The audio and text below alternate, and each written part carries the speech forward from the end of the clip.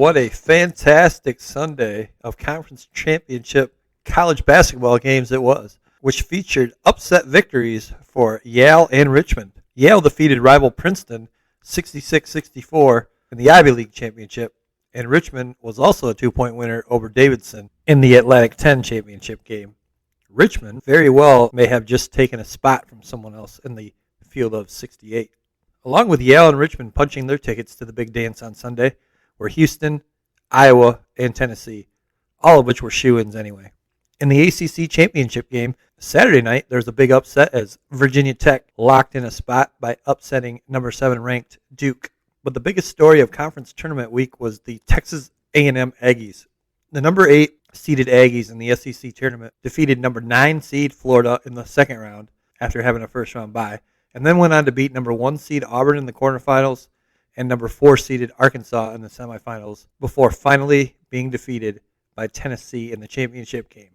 And speaking of the field of 68, let's get into the 2022 men's NCAA tournament. So the number 1 seeds are Gonzaga, Arizona, Kansas, and Baylor, with Gonzaga getting the crown as the number 1 overall seed. The Big Ten had the most teams get in with a total of 9. The Big East, Big 12, and SEC had the next most teams in with 6 each. And one of the Big Ten teams that got in was Michigan. This is a team that many people were expecting not to make the field. However, the committee felt so highly of Michigan that they were not even one of the last 4 in. The last 4 teams are Indiana and Rutgers from the Big Ten, along with Notre Dame and Wyoming. The first 4 out, ranked in order, are Dayton, Oklahoma, SMU, and Texas A&M. As I said earlier, Yale defeating Princeton. That loss cost Princeton a spot as they had no chance without holding court with their number 1 seed in the Ivy League tournament. A couple other interesting things to note before I start looking at some of the matchups. Longwood is in the tournament for the first time ever, and San Francisco made the field for the first time since 1988. Also of note, this of course will be Duke head coach Mike Krzyzewski's last tournament ride as he is retiring at the conclusion of the season. All right, so in recent years, I've been only filling out 2 brackets. Now, I'll enter those 2 brackets in multiple pools, but I only do 2. One of the brackets I'll pick who I actually think will win, and the second bracket I just pick all the higher seeds. The reason I only do 1 bracket where I pick who I want to pick is because I like to be able to root for 1 team and 1 team only in each game.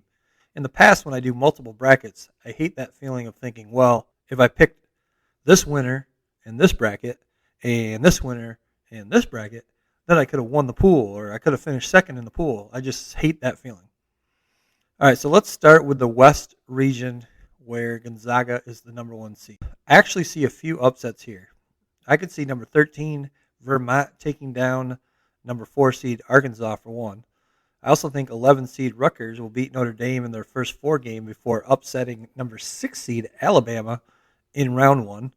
I also can see 10 seed Davidson and Michigan State transfer Foster Lawyer destroying the number 7 seed Spartans. That'll be an interesting game.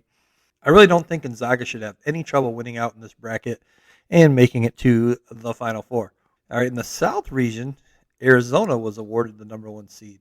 I think Michigan will dominate this portion of the bracket and will make it to the Final 4.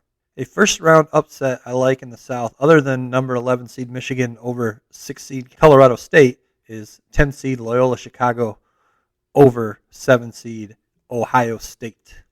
In the East region, the only first-round upset I'm really looking at possibly taking is 12 seed Indiana over 5 seed St. Mary's, and that would be after Indiana would defeat Wyoming in their first 4 games. I like defending champ Baylor to come out of this region to go to the Final 4. And last but not least, the Midwest. In the Midwest, I do see a few possible upsets. In a major upset, I like 13 seed South Dakota State over 4 seed Providence. I also could see 11 seed Iowa State beating 6 seed LSU and 10 seed Miami upsetting 7 seed USC. And I will take Auburn to make the Final 4 out of this bracket. So my Final 4 is looking like Gonzaga, Michigan, Baylor, and Auburn, with Michigan throttling Gonzaga in the national championship game after Gonzaga gets revenge over Baylor from last year's national championship game in their Final Four matchup. All right, so the tournament kicks off Tuesday with two first four games. We got 16 seeds Texas A&M Corpus Christi and Texas Southern battling it out, along with 12 seeds Indiana and Wyoming. First four games then continue on Wednesday with 16 seeds Bryant and Wright State playing, and also 11 seeds Notre Dame and Rutgers. So let's let the madness begin, let the debating begin, and enjoy the next 3 weeks of some great college basketball.